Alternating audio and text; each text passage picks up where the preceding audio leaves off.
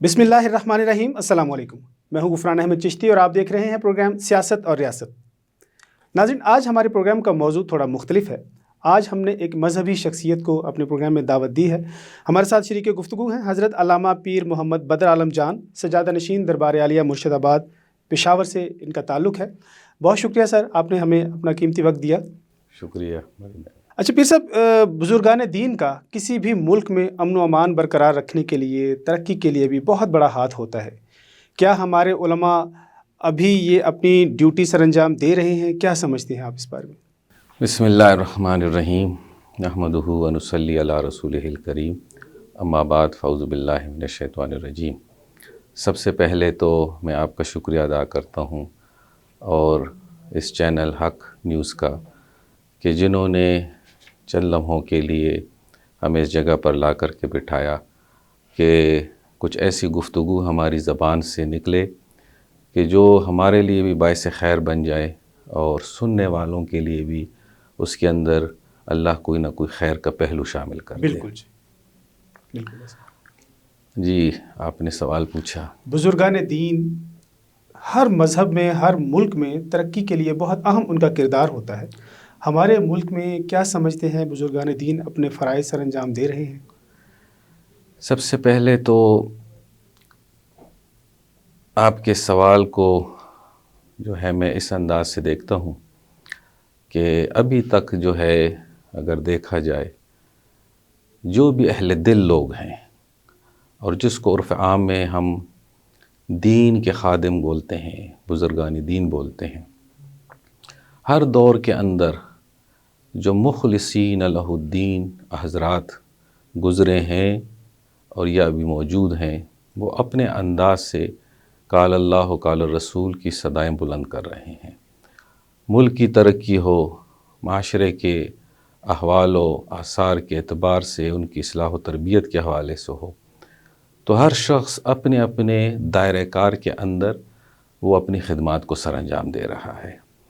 उसके लिए ज़रूरी ये है कि हमें उनसे इन टच रहना होगा, चाहे मुल्क की सतह के ऊपर जहाँ बहुत सारे शोबे कायम है, तो उन्हीं शोबों के अंदर अगर वो हज़रात आएँ और अपने महदूद वसाइल के अंदर ये लोग जो हैं माशरे के अंदर इस्लाह व तरबियत का किरदार निभा रहे हैं, तो यकीनन जब वो आकर के बैठेंगे तो उनके सामने बहुत सारे जो है एक रोशन पहलू नज़र आना शुरू हो जाएंगे।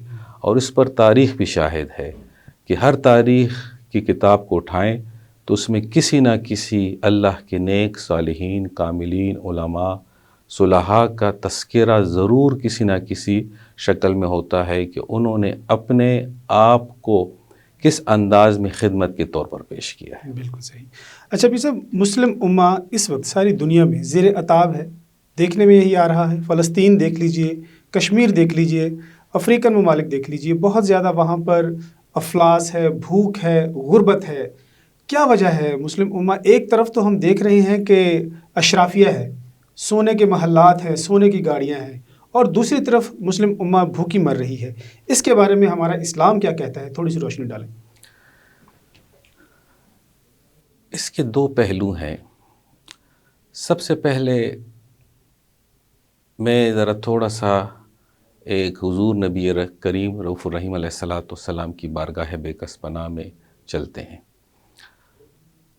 कुरान पाक में जहाँ पर आप सल्लल्लाहु अलैहि वसल्लम की बहुत सारी सिफ़ात अल्लाह की तरफ से आपकी तरफ मंसूब की गई, उन्हीं में से एक बड़ी ख़ूबसूरत सिफ़त है कि वयुज़क्कीहिम, कि आप दिलों की पाकी का काम फरमाते थे। बिल्कुल। बदकिस्मती ये हो गई कि जो तो पाकी का शोबा था, जो दिलों के हाल को बदलने का एक अंदाज़ था, उससे हमने अपने आप को बहुत पीछे कर दिया है। इल्म तो आ गया है, लेकिन इल्म उस वक़्त तक का आरामद नहीं हो सकता जब तक उस इल्म का असर इंसान के अंदर के बातिन को ना बदल दे। तो इस वक़्त जो है उम्मत मुस्लिमा के अंदर जो हालात हैं, ये किसी से छुपे नहीं हैं। बज़ाहिर यूनिवर्सिटियाँ कायम हो गई हैं, बज़ाहिर इल्म के तौर पर बहुत सारे चैनल कायम करना शुरू कर दिया है, لیکن بدقسمتی یہ ہو گئی کہ ہم اپنے اندر کے حال کو نہیں بدل سکے، اور اندر کے حال کے لیے ہمیں جو ہے اپنے آپ کو ایک دائرے کے اندر لانا ہوگا۔ نبی کریم صلی اللہ علیہ وآلہ وسلم لقد کان لکم فی رسول اللہ اسوۃ حسنہ، آپ کی جو اسوہ حسنہ ہے، آپ کا جو انداز ہے، آپ کا جو حیات زندگی ہے، اگر یہی اس امت کے اوپر جو ہے اس وقت آ جائے تو یہی امت یہاں سے اٹھ کر کے واپس عرش کی بلندیوں پر چلی جائے گی۔ اور بدقسمتی اس وقت یہی ہے کہ اتفاق نہیں، اور اتفاق کی مین وجہ کیا ہے؟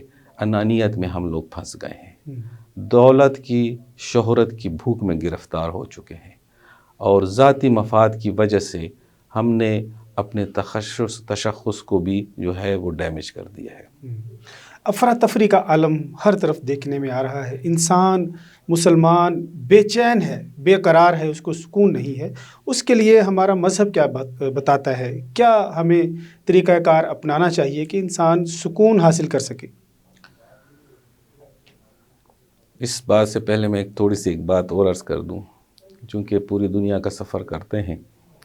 میں کینیڈا میں ایک اسلامک سینٹر تھا، اس میں ایک تقریب ختم ہوئی، تو ایک بالکل ینگ سا لڑکا تھا، وہ میرے قریب آ گئے اور کہنے لگے کہ پیر صاحب میں پاکستان سے آیا یہاں پر اسٹڈی کے لیے، پھر جاب مل گئی، سارا کچھ ہوا، اب میرے لیے یہ دعا کریں کہ میں واپس پاکستان چلے جاؤں۔ اچھا۔ تو میں نے اس جوان سے پوچھا کہ پاکستان سے تو لوگ کوشش کرتے ہیں کہ ہم فارن کنٹریز میں جائیں اور سکون کی تلاش میں ہوتے ہیں، کہ شاید یہ بدسکونی کی وجہ یہ ہوگی کہ ہمارے پاس جو ہے اچھی جاب نہیں ہے، مال کی قلت ہے، پیسے نہیں ہے، بظاہر تعلقات نہیں، لیکن آپ جب آئے، آپ نے تو ایجوکیشن بھی کر لی ہے، جاب بھی اچھی مل گئی ہے، ایک پوسٹ ہے آپ کے پاس، پھر کیا وجہ ہے؟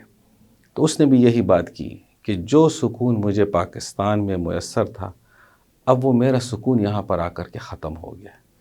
تو میں نے ان سے کہا کہ محترم، بات یہ ہے کہ سکون نہ کینیڈا کی بات ہے نہ پاکستان کی بات ہے، سکون فقط اور فقط رب کے ساتھ دل کے تعلق کا نام ہے۔ بالکل۔ اور قرآن پاک کی ایک آیت ہے کہ وَمَنْ أَعْرَضَ عَنْ ذِكْرِي فَإِنَّ لَهُ مَعِيشَةً ضَنْكًا وَنَحْشُرُهُ يَوْمَ الْقِيَامَةِ أَعْمَىٰ۔ اللہ فرماتا ہے کہ جس نے میری یاد سے، میرے ذکر سے اپنے آپ کو جو ہے پیچھے کر لیا، تو میں اس کی زندگی کو تنگ کر دیتا ہوں۔ بالکل صحیح۔ اب تنگ ہونے کے اندر دو پہلو ہے، بعض اوقات کسی سے مال لے کر کے اس کی زندگی تنگ ہو جاتی ہے، اور بعض اوقات کسی کے اوپر مال کی کثرت اتنی ہو جاتی ہے کہ وہ مال اس کے لیے بدسکونی کا سبب بن جاتی ہے۔ لیکن میرا رب فرماتا ہے کہ الا بذکر اللہ تطمئن القلوب، سکون فقط اللہ کے ذکر کے ساتھ ہے، دین کے راستے پر ہے، اور نبی کریم صلی اللہ علیہ وسلم کی محبت اور اتباع کے ساتھ ہے۔ بالکل ٹھیک۔ دین اسلام میں دکھاوا کیا حیثیت رکھتا ہے؟ تھوڑا سا اس کے اوپر بھی روشنی ڈالیں۔ اگر دیکھا جائے، شہرت، نام، فیم، اسلام ہمیں کبھی اس چیز کا راستہ نہیں دکھاتا ہے۔ بالکل صحیح۔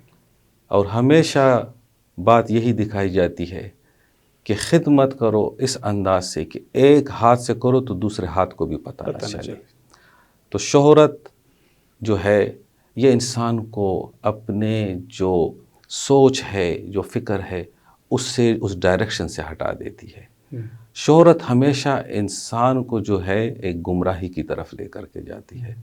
تو نبی کریم رؤوف الرحیم علیہ الصلاۃ والسلام کی حیات مبارکہ سے صحابہ تک، صحابہ سے تابعین، تبع تابعین، سارے حضرات نے جس انداز کے اندر میرے آقا کی بارگاہ سے جو کچھ لیا، تو وہ انداز انہوں نے بے لوث اللہ و رسول کی رضا کے لیے مخلوق تک پہنچایا ہے۔ بالکل صحیح۔ اچھا سر، یہ فرقہ واریت کی لعنت، یہ بھی ہمارے ملک میں ایک بہت بڑا ناسور بن چکی ہے۔ اس کی روک تھام کے لیے ہمیں کیا اقدامات کرنے چاہیے؟ تھوڑی سی روشنی اس پہ ڈالیں۔ اس کا بنیادی ایک ہی پوائنٹ ہے جو مجھے سمجھ آتا ہے، ہو سکتا ہے بہت سارے لوگ اس سے اختلاف بھی کر سکتے ہوں گے۔ جب تک ہماری اپنی انا نہیں ختم ہوگی نا، یہ فرقہ وارائیت جو ہے یہ ختم نہیں ہو سکتی ہے۔ جس دن ہم اپنے آپ کو نیچے دوسرے سے تصور کریں اور یہ کہیں کہ یہ شخص ہو سکتا ہے مجھ سے سوچ کے اعتبار سے، گفتگو کے اعتبار سے، علم اور تقوی کے اعتبار سے بہتر ہے، تو یقیناً یہ فرقہ وارائیت کا جو ناسور اس وقت ہمارے اس امت کے اندر، ہمارے پاکستان کے اندر پھیلا ہوا ہے، یہ جب تک ہم قربانی نہیں دیں گے اس وقت تک یہ ختم ہونا جو ہے ذرا مشکل ہی نظر آتا ہے۔ صحیح۔ ہمیں اپنی فلاح کے لیے کون سا راستہ اپنانا چاہیے؟ فلاح کا راستہ تو بس ایک ہی ہے جو میرے آقا کی بارگاہ سے ہمیں ملا ہے، اور قرآن پاک کی آیت مبارکہ ہے کہ قد افلح من تزکا وذکر اسم ربہ فصلی، کہ فلاح پا گیا وہ شخص جس نے رب کے نام کو بلند کیا، پھر اپنے سینے کو پاک کیا، اور اس کے بعد اپنی جبینوں کو رب کائنات کی بارگاہ میں جھکا دیا۔ اور اس پر حکیم الامت حضرت علامہ اقبال کا یہ شعر کہ خودی کو کر بلند اتنا کہ ہر تقدیر سے پہلے خدا بندے سے خود پوچھے بتا تیری رضا کیا ہے، اور بڑا یہ مشہور شعر ہے۔ جی بالکل۔ اور اسی کی طرف اشارہ ہے کہ ایک انسان جب اپنے آپ کو وفی انفسکم اپنی طرف دیکھ لیتا ہے تو پھر یہی جج بن جاتا ہے، یہی روشنی بن جاتا ہے، اور جب یہاں کا معاملہ درست ہو جاتا ہے تو پھر ایک وقت آتا ہے کہ رب کائنات کی طرف سے اس کے اوپر رحمت کے دروازے کھل جاتے ہیں، پھر میرا رب کہتا ہے اے میرے بندے اب جو تو چاہتا ہے وہ بتا دے۔ بالکل صحیح۔ پھر صاحب، اپنا کوئی اہم پیغام آپ کے چاہنے والے پاکستان میں بیرون ملک بھی ہیں، کوئی اپنی اصلاح کے لیے کوئی چند الفاظ آپ ہمیں بتائیں۔ اس سے میں آپ کے سامنے اپنے کچھ سفر کے ایک بات رکھتا ہوں، اور میں نے تو اس میں سے اپنے لیے بہت کچھ لیا ہے، تو میں چاہوں گا کہ سننے والے دیکھنے والے بھی اگر اس کو سمجھ لیں گے تو وہ میرے لیے ذریعہ نجات بن سکتا ہے۔ ضرور۔ ایک ہے چہرے کی مسکراہٹ اور ایک ہے دل کی مسکراہٹ۔ اگر چہرے کی مسکراہٹ کا اثر دل کے ساتھ اخلاص کے ساتھ کنیکٹ ہو جائے تو یقیناً ہر چہرہ اور ہر دل تیرے لیے مسکرانے پر، تیرے لیے اخلاص کی بلندیوں پر ہو جائے گا۔ لیکن ہم بظاہر اگر چہرے پر مسکراہٹ لائیں لیکن اپنی نیتوں کو صاف نہیں رکھتے ہیں، اپنے دلوں کو صاف نہیں رکھتے ہیں، تو وہ مسکراہٹ کسی کام کی نہیں۔ نبی الرحمہ علیہ الصلاۃ والسلام کی حیات مبارکہ کے اندر جس قدر تکالیف، جس قدر مسائل آپ کی حیات مبارکہ میں اس دین کے حوالے سے آپ پر گزری، لیکن آپ کے چہرے پر ہمیشہ مسکراہٹ رہی ہے۔ اسی مسکراہٹ نے کئی دلوں کو بدل دیا، کئی غمزدہ چہروں کے اوپر جو ہے بدسکونی کو ہٹا کر کے اور ان کے اوپر خوشی کے آثار نمودار ہو گئے۔ اسی میں ایک بات عرض کر دوں، میں اپنے سفر میں امریکہ کے اندر اٹلانٹا سے ہیوسٹن جا رہا تھا، تو جب فلائٹ میں بیٹھ گئے تو وہ فلائٹ کی جو سٹنگ تھی وہ اس انداز میں تھی کہ 2 سیٹ اس طرف تھی، ایک سنگل سیٹ اس طرف تھی، تو میری سیٹ مڈ میں آ گئی۔ اسی میں ایک کپل آئے جو ایجڈ تھے، تو بیوی نے اپنے جو ہسبینڈ ہے، شوہر ہے، ان کے ہاتھ کو پکڑا ہوا تھا، اور وہ ذرا کپل تھے، ایک دوسرے کو سہارا دے رہے تھے، تو ایک رائٹ پر بیٹھ گیا، ایک لیفٹ پر بیٹھ گیا۔ جب بیٹھ گئے تو میرے دل میں خیال آیا کہ میاں بیوی ہیں، یقیناً ایک دوسرے کے ہیلپ آؤٹ کرتے ہیں، تو میں ان سے پوچھ لیتا ہوں اگر یہ سیٹ چینج کرنا چاہتے تو ادھر آ جائیں گے۔ اس معاشرے میں ایک بات ہے کہ وہ لوگ اپنے چہرے کے جو ہے نا ایکسپریشن جو ہوتے ہیں اس سے کچھ چیز کو واضح کرتے ہیں۔ تو میں نے ان خاتون سے کہا کہ if you want to change the seat so I can، تو وہ تھوڑی سی مسکرائے، تو اس نے کہا you sure؟ میں نے کہا yes۔ تو میں اٹھا، میں اس سیٹ پر آ گیا، وہ ادھر آ گئی، اور بس تھوڑی سی مسکرائی وہ اور بیٹھ گئی، اور اس کا میاں بھی مسکرایا۔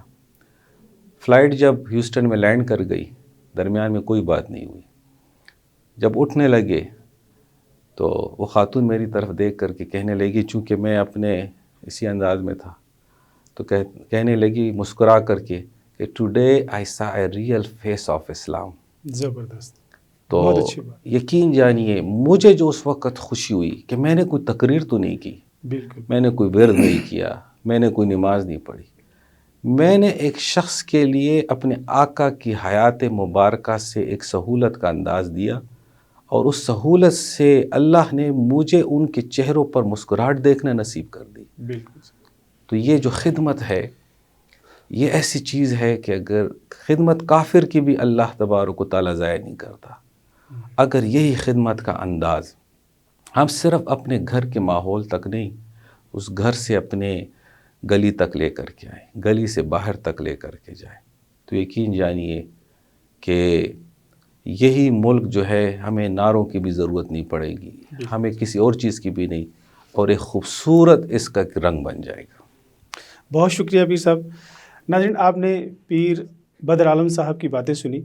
آپ بھی اپنی قیمتی رائے ہمیں ضرور دیجیے گا. اگلے پروگرام تک اجازت دیجیے. اللہ حافظ. حق اور سچ کی آواز،